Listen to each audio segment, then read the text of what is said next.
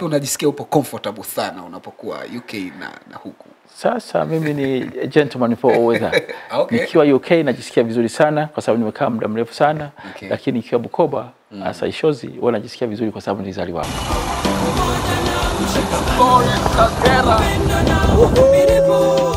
Baada ya safari ya takriban kilomita 28 kutoka Bukoba Manispaa, sasa nipo katika ardhi ya Ishozi. Hapa huwezi kupata sweat. Hapa kuna kusweat hapa.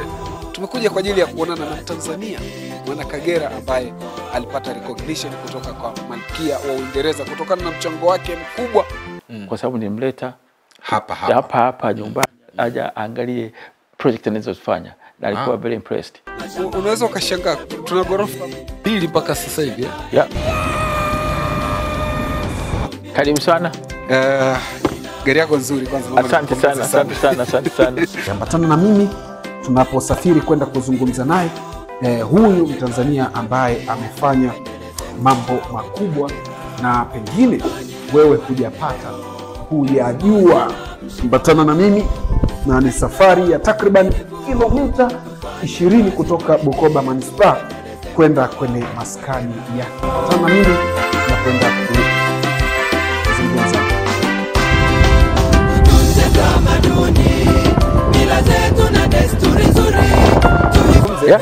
Twende. Karibu sana. Asante sana. Kiwa unasikia sauti za ndege je? Yeah. Na fresh air. Yeah. Ndio tunamiss sana. Fursa ulipata kwa UK polluted sana. Kuna viwanda vingi. Kwa hiyo ukija huku unatamani likizo isiishe kabisa. Asante sana. Nimefurahi kufika. Okay, karibu. Asante sana. Na hapa ndipo maskani ya Mr. Aseri Katanga. Na mtu mwenyewe huyo hapa Mr. Aseri Katanga. Mimi furaha yangu ni kufika kwenye maskani yako hapa nyumbani. Kwa muda mrefu unakuwa nje huko. Sisi tunakuwa huko. Kwa hiyo tukukaribishe pamoja kwamba tupo kwa. Karibu sana Bukoba. Umeshakaribia, asante sana. Wapi unajisikia upo comfortable sana unapokuwa UK na huko? Sasa mimi ni gentleman for all weather. Okay. Nikiwa UK najisikia vizuri sana kwa sababu nimekaa muda mrefu sana. Okay. Lakini nikiwa Bukoba hasa Ishozi huwa najisikia vizuri kwa sababu nilizaliwa hapa. Kitu gani wewe unakimisi ukiwa UK?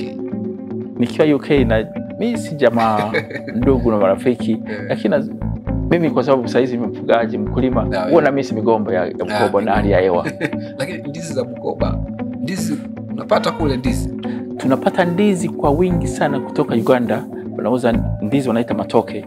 Kwa hiyo mradi uwe na hela, ndizi zipo tangu tarehe 1 Januari mpaka 31 December. Waganda wanachangamkia sana biashara. Wow. From Bukoba to UK. Yeah. Ilitokeaje mpaka hiyo fursa ikakukuta na ukasafiri ukaenda UK na ukaweza kuweka maisha yako kule mpaka muda huu? How did it start? Okay. Hii opportunity ilikuja mwaka 1979 wakati nilipopata scholarship kwenda kustudy huko UK. Kwenda shule moja inaitwa Dacorum College. Actually ilianzia Dacorum College Hemo Hempstead. Nikachukua my level, kutoka hapo nikaenda Newlands Park, nikachukua diploma, na kutoka pale nikaenda Kingston University ambapo nilipata degree upande wa computers na economics. Okay. Na kwa ilikuja kama scholarship na baada ya graduation ya masomo yako kule ni kwamba ulipata kazi pale moja kwa moja ama ulirudi na ilikuwaje kazi ikatokea? Ilikuwa ni offer ya serikali ya kule ama ulijipambania? Hapana. Wakati mimi nasoma kule nilikuwa nimeshapata experience ya kufanya part time na kampuni moja inaitwa B&Q. Ya huko UK. Lakini nilipomaliza masomo yangu na mimi nitaka nirudi nyumbani kuja kuweka mchango katika taifa langu. Sasa nilipokuja huku kwanza kuomba kazi zenyewe zilikuwa za kusuasua mpaka umjue mtu fulani ndio unapata kazi. Lakini vile vile nilipata kazi lakini zilikuwa hazilipi kama kwa UK. Kwa hiyo nikawaambia watu wa UK kwamba narudi kazini. Wakanipokea kwa mikono miwili kwa sababu walikuwa wameshajua performance yangu ilikuwa ni. Kwa hiyo nikakaa pale na hiyo kampuni B&Q nimewafanya kazi kwa muda wa miaka 23 na nusu. Nilianzia kwenye shop floor mpaka nikawa business account manager kampuni. Na baada ya miaka fulani 2010 nilikuwa mfanya kazi bora wa kampuni hiyo. Kati ya wafanyakazi 40,000. Na award yangu ilikuwa mbali ya kunipa 20,000 pounds, lakini walinipa mwaka mzima nije Afrika to live my dream. Na dream yangu wakati ule ilikuwa ni establish computer schools 24 in 1 year. Kwa hiyo lakini kampuni yangu ilitoa logistics zote, kwa support upande wa computers, na vile vile wakatoa hata wafanyakazi wao 10 kuja hapa Ishozi kujenga the best IT center wakati huo, ambao tu provide computer kama 101 katika darasa moja, na computer center yenyewe ukiona it was amazing. That's big. Hongera sana. Tutarudi hapo kwenye hiyo project ya Computers for Africa. Ulipata tuzo kutoka kwa Malkia wa Uingereza kipindi hicho.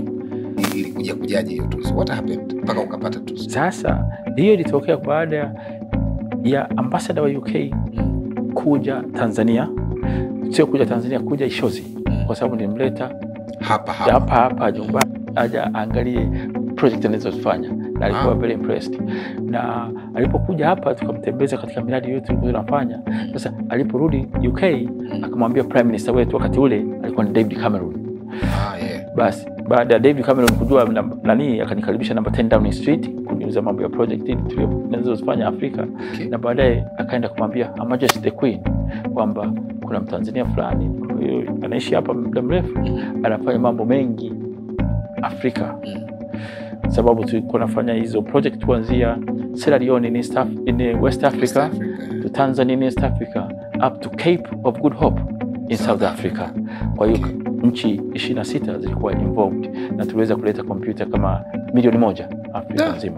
Hongera sana. Kwa hiyo the Queen alipopata hiyo habari akanikaribisha Buckingham Palace ili kupata recognition from na hiyo ilikuwa ni tuzo kubwa sana, kwa sababu ni watu wachache ambao wakana pata recognition za namna hiyo. Na mimi nataka behind the story connection. Unajua sio rahisi sana. Kuna watu wengi wanafanya vitu vikubwa, lakini wanachokosa ni ile connection, kukutanisha na mtu mwingine ambaye ni very potential, ambaye wa kumfikisha kwa mtu mwingine. How connection ilikuja kujaje mpaka balozi, mpaka hapa katikati watu mpaka kwa Malkia? Kwa sababu kampuni yangu B&Q ilikuwa ni kubwa sana in UK and Europe. Kwa hiyo nilipopata hiyo award nikawa kwenye gazeti, nikawa kwenye television, nikawa kwenye interviews kwa nyingi. Kwa hiyo nikawa niko recognized. Na makampuni mengi yalikuwa na support project yangu. Kwa hiyo ndio kanipa visibility. Kwa hiyo from there nikawa recognized all over UK. Na nilipokuwa nimepata hiyo award ya B&Q ni kwamba nilikuwa natembelea maduka mengi ya B&Q, kitoa interview, siku nyingine kwenda kucheza golf, kwa sababu na other directors, kwa sababu walishajua kwamba I was potential. Natangaza business zao, lakini na wenyewe wanasema kwamba it's part of corporate responsibility, kwamba na wenyewe they are paying back to society. Kwa hiyo ndio maana nikawa recognized in that way. Nataka nijue ile reaction ya Watanzania by that time ulivopata hiyo recognition. Kuna Watanzania mtu wetu tunajivunia, uliona kitu kama hicho kwamba mtu wetu labda simu zimekuwa nyingi, hongera sana na vitu kama hivyo? Actually wengi walipojua kwamba walipoambiwa kwamba nimepata hiyo award, nasema hapana, haiwezekani. Wewe nani? Na ukisema kwamba nimekwenda jana, wanasema no, hiyo sio kweli, haiwezekani. Mpaka walipoona picha zimetoka, interviews kwenye television na radios, basi ndio akajua kwamba yes, it is happened kwa mtu mwenzetu. Na wenyewe wakawa obviously curious kwamba kitu kama hiki kinatokea kwa mwenzao, lakini most of people walikuwa appreciative. Sure. Kwa muda wote ambao upo UK, tunajua viongozi wetu wa kitaifa wa serikali wanasafiri, tuna balozi huko, kuna viongozi ambao umekutana nao wa kitaifa wa Tanzania ambao umekutana nao huko UK, na mara zote mazungumzo yenu yamekuwa ni nini unapokutana nao? Sasa mimi nimekuwa na bahati ya kukutana na viongozi wengi wa nchi, kuanzia mawaziri mpaka presidents. Mimi nimekutana na Nyerere alikuwa kati ya Jaffa, nikawa naongea naye. Nimekutana na Kikwete, na Kikwete alikuwa kuja UK, alikanirecognize, akanikaribisha, na mpaka siku moja hata Kikwete akaniuliza kwamba na mwenyewe niende nikamjengee IT center huko kwa Msata.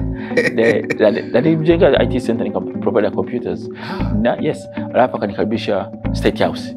Kwa hiyo nikaenda State House, you know, that was good. That's a very big thing. Yeah. Unaiona thamani ya hiyo recognition? Tunajua Malkia, she's no longer.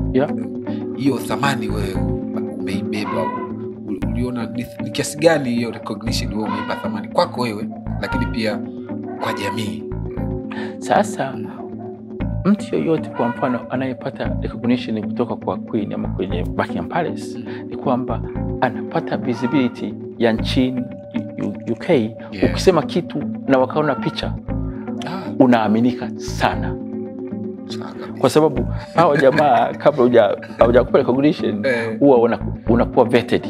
Je, huyu jamaa tukimpa hiyo award atatuaibisha? Ana behave namna gani? Ni mtu wa namna gani? Kwa hiyo mtu akisema kwamba huyu amekuwa recognized by Her Majesty Queen, wanasema kwamba you are the person, the real thing. Kwa hiyo that's what it is. Okay. Na vile vile mimi nilikuwa unaweza kuandika barua ama ukawaomba utumie hiyo picture ya Queen ili ku advance your cause. Kwa hiyo na mimi nilipata hiyo hiyo ruhusa kwamba naweza kutumia picha yake na mimi na yeye tuweze ku advance our appeals in what we do, as long as it's not for business purposes. Kwa mtu mwingine, unajua mimi nimekaa na Malkia bwana, utaniambia nini? Lakini kupongeze sisi kwa upande wetu UK ni kitu kizuri wanapokuwa karibu na wananchi. Mimi hata Samia president sasa hivi alipokuja UK kutembelea, nilikutana naye na mwenyewe nikawa naongea naye, nikawa na introduce kwa watu ambao ninao kule. Kwa hiyo mimi wanapata visibility kubwa ya viongozi. Hata juzi hapa Mkenda Adolf alikuwa UK, waziri wa elimu, na mwenyewe kaniita, nikawa katika grupu ambalo linaweza kumadvise ni vitu gani vinaweza kuleta maendeleo Tanzania upande wa elimu. Hongera sana. And that takes us to Computers for Africa. Wazo lilianzia wapi Computers for Africa? Kuanzia West Africa, East Africa mpaka South Africa, kote huko umesupply computers. Wazo lilitokea wapi? Sasa mimi hii wazo nilikuwa nalo siku nyingi, kwa sababu niona kwamba UK watu wengi wanakuwa computer literate, lakini Afrika ni kwamba tulikuwa bado. Na nilipoanza ilikuwa kwamba ni lazima na Waafrika wakiweza kutumia kompyuta inawezekana wakawa maybe sharp ama wakawa more efficient. Lakini wakati ule mimi naanza kuleta kompyuta Tanzania, it was still a banned item, kwamba huwezi kuleta computers. Lakini kauliza nikija na saa ambayo ni expensive kwa kompyuta, simtaniruhusu. Kasema naleta kifaa ambacho kitasaidia nchi. Na sasa baada ya hapo nikaenda hata kwa waziri wa fedha ambaye alikuwa niona kwamba vitu kama computers visitozwe ushuru ili viweze kuenea katika mashule mengi Tanzania kwa wakati mmoja. Na nikawa nimekubaliwa. Kwa hiyo computers zikawa zilipi ushuru kwa muda wa miaka 11, computers zikulipa ushuru. Kwa hiyo zikaanza kuingia, lakini nipoona zimeingia Tanzania nikaona kwamba kumbe hata sehemu nyingi za Afrika zinaweza kwenda hizo computers. Kwa hiyo nikawa na idea kwamba one day all African children will be able to tell the difference between a mouse and a mouse. A mouse and a mouse. Mouse ya panya na mouse ya panya na mouse anayekimbia. To me that was big, kwamba mtoto wa Kiafrika kujua tofauti ya hiyo kitu, they will be on the way to knowing what computer is. Na sasa hivi kwa hiyo kazi uliyoifanya tumeelekea kwamba Waafrika wengi sasa hivi wanajua, ingawaje accessibility haijawa nzuri kiasi hicho kwa sababu wengine hawana umeme, hawana madarasa, lakini tumefanya kazi kubwa kuelekea huko. Na tulileta idea nyingine kwamba tunaweza kutengeneza hata container ikawa classroom, tukaweka laptops na tukatumia solar panels ambazo zinatumia power kidogo, lakini wakaweza watoto kupata access ya IT anywhere. Very big. Kwa Kagera hapa kuna maeneo ambayo umeyafikia kwa huo mradi wa Computers for Africa ni yapi? Kagera nimefikia sehemu nyingi sana, na ya kwanza tulianzia pale Toyamba Secondary School ambapo tulijenga wakati ule ilikuwa one of the best IT centers in East Africa. Lakini nimejenga IT center Rugambwa, nimekwenda STMI. Na kwenye maeneo ambayo umeyafikia kwa huo mradi, recognition ikoje? Kwa sababu hiyo ni kitu kikubwa sana. Maana unaitoa generation kwenye status moja ambao ni ya chini kwenda ya juu, kuongeza uelewa. Jamii inachukuaje hiyo kitu? Jamii kwa ujumla ni kwamba jamii zetu by and large hazijaelewa umuhimu wa computers. Lakini utakufika hata kwa mjini tunayo chuo kimoja ambacho kimekisaidia ku establish themselves, kinaitwa Zoom Polytechnic. Yes. Pale tumeweka hivyo vitu ili watu waweze kwenda pale na kujifunza. Maana mimi sitaki kwamba kila mtu atakwenda Ulaya kujifunza computers. Tunataka tulete facilities in their own localities, in their own places where they live, so that accessibility iwe easier. Na in the future tulikuwa tuna plan kwamba coding kwa watu hapa inawezekana. Ili tukifanya hivyo watu wakatumia computers, they can even work for companies away from Africa.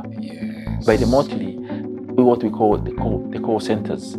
Lakini watu wanapaswa kujua namna ya kutumia computers. Sababu siku hizi upaswi kuwa India ama UK kufanya, as long as there is internet connection, unaweza kufanya kazi kwa mtu yoyote anywhere in the world. Sasa tukifika hapo tutakuwa achieve something big, as long as our internet connection is stable and the speed allows for us to do so many things. Very true. Your project bado inaendelea ama? Project inaendelea. Sasa nimewakabidhi watu wengine waweze kuendelea. Kwa sababu to me I've reached an area where I say maybe let other people do it and we see what they can do. Very true. Na impact yake unaona ni kubwa kiasi gani?